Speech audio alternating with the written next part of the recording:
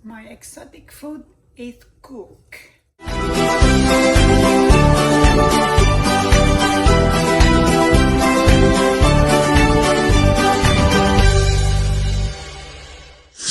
po mga kabayan, this is CindyLove. Andito ko ngayon sa Filipino store at ako ay bibili ng bigas. So kung makikita nyo, ang daming paninda ni Kuya dito.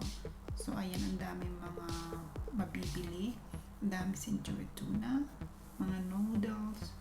So, ipapakita ko pa sa inyo hanggang dun sa dulo.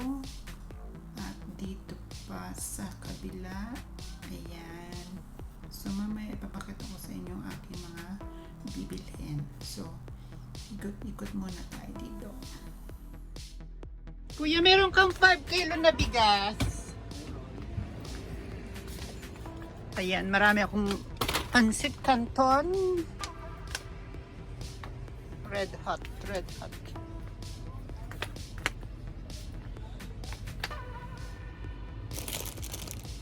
Pansit canton.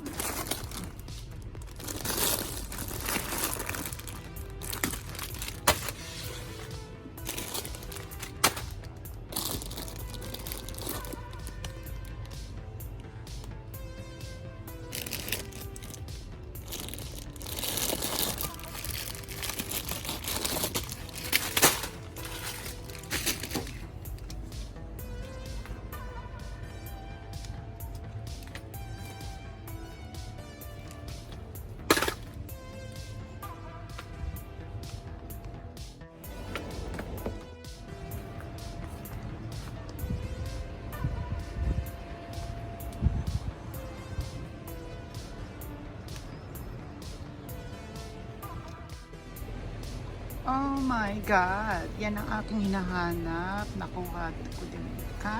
So ngayon nagluluto ako ng chicken pao o chicken feet. 5 minutes later. Total 17. Ay, hindi pa kasama yung bigas. 28. Ang mahal naman. Bigyan mo akong discount, kuya. 1 hour later. Ayun, dito na ako sa trend. Pauwi na galing sa Asian supermarket. Nagulat talaga ako doon kasi may nabili ako chicken feet o yung paanang manok. Ang bala ko lang talaga kasi yung bibili ako ng bigas kasi wala na akong bigas. Alam mo naman tayo mga Pilipino, mahilig sa bigas. Si husband lang naman ang bibili sa mahal sa rice. Ayan, ako lang sila sa trend. So, see you mga kabayan. 2 hours later. So ayun, kakarating ko lang dito sa bahay at sobrang pagod na pasinta ako doon. Nakapagod halata naman sa aking tsurang pasinta. So pakita ko lang sa inyo aking mga nabili sa Philippine store. So ayan, ang nabili ko una-una yan, dato puti na toyo. Then, ito yung favorite ni husband na dato puti, spice, sukang maasim. Gusto niya to sa mga salad-salad. Then, ayun ang hinahanap ko is, nakuha ko rin yung miswa. Meron akong nabiling miswa at expired siya matagal, 2023. Matagal ko pa siya Then, walang katapusang pansit canton. Yan. Marami akong pansit canton dito. Hindi naman karami. Then, spicy. At oyster sauce. Oyster sauce. Siyempre, kakarating ko lang. Maya-maya gusto ko ng maligo. Ligo sardines. Maligo. Ito pa lang po. I like this one. I like this one. Ito yung seafood cup noodles. Ang sarap niya. Bay leaves. Gagamitin ko to sa bay leaves. Gamit sa mga adobo. Siyempre, hindi mawawala ang isang kaban. Isang karamba. 5 kilo na bigas. Ayan. So, ayan. Gusto ko to kasi ano talaga. Masarap siya. Mabango pati. Jasmine rice. I like jasmine rice. Yung nagulat talaga ako, meron pala doon na ganitong klase na exotic food. So, ayan. Ayan, no. Ano ko kuma? Wala akong manicure. So, ayan. Chicken pouch or chicken feet or ano ba pangalan yan? Adidas sa atin. Sinerch ko talaga yung mga ingredients ng chicken feet na yan. So, ipapakita ko sa inyo kung anong mga ingredients ng ating chicken feet na adobo. So, stay tuned! So, ayun, ito, ipapakita ko na sa inyo aking mga ingredients na aking lulutuin today. So, kung napansin nyo, nagbihis ako ng damit kasi galing ako sa labas, kailangan mag-shower bago mag-start na luto. So, ito na nga. So, kasi first time ko siyang lulutuin talaga. Yung dati kasi na alala ko, yung friend ko nandun pa kami sa Dubai. So, ang sarap niya magluto nito. So, ipapakita ko sa kanya na marunong ko magluto nito. So, ito na yung mga ingredients. Garlic, onion, soy sauce, vinegar, ginger. Ginamitan ko siya ng ginger kasi para mawala yung lansa niya. Then chili and then bay leaves. Then peppercorn or your black pepper corn na paminta, yung buong paminta. Oyster sauce, then salt, at ang ating chicken feet. Yung chicken feet, ang ginawa ko dyan kasi para mawala yung yellow na color, pinakuluan ko muna siya ng 5 minutes tapos tinanggal ko yung mga skin na una para siguradong malinis talaga siya. Tapos minanikuran ko na rin siya. Yun nga lang, tanggal lahat ng buko na murder. So ngayon, mag-start na tayo magluto. So mainit na yung saucepan, lagyan na tayo ng oil. So mainit na yung oil, so lagyan na tayo ng garlic. Sunod natin onion. Haluin lang natin.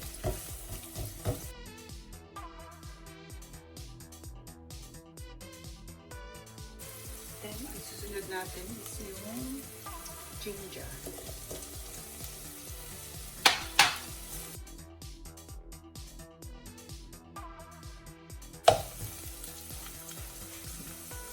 Then next yung ating chicken feet para yung ginger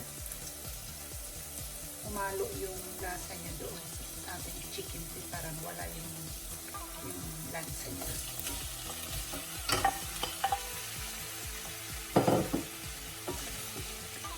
Kunti lang to kasi si husband takot din. Sabi sa akin kung ano daw lulutuin ko ako na ipapakita sa kanya. So, haluin lang natin yan. Then, ilalagay na natin yung bay leaves. And then, yung chili.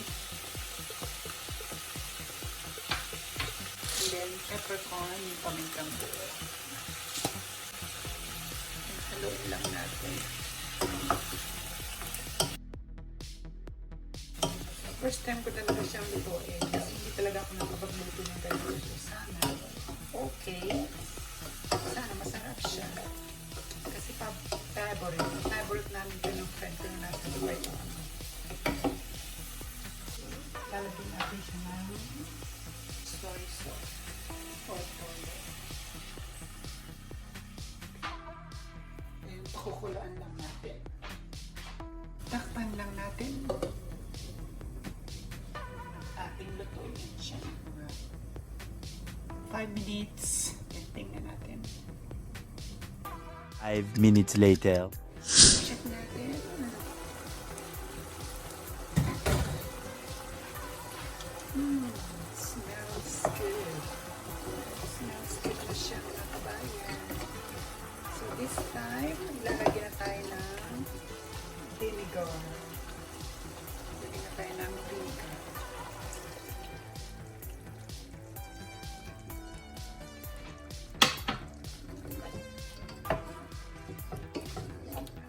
natin para yung vinegar humalo dun sa chicken, sa ating flavor. Mahina ba ang boses ko mga kabayan? Mahina naman tayo sa aking boses. Problema naman kasi merong nakikinig sa ito. Pandang ulit natin.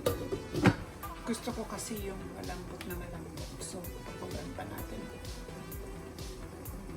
So, i-check natin. So, ayan. Medyo naghihiwa-hiwalay na sila. This time, titikman natin at alamin natin kung ano ang kulang.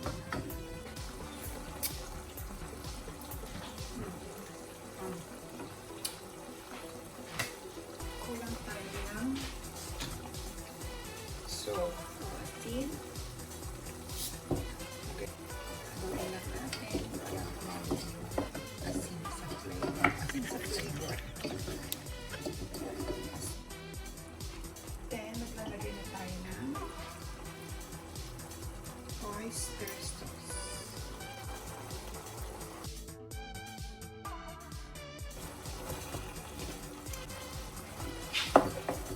Lagay lang natin para yung oyster sauce humalo dito sa ating niluluto. Takpan lang ulit natin. My exotic food is cook. At ating ililipat na sa isang lagayan. Then, ready to eat na. Ating transfer.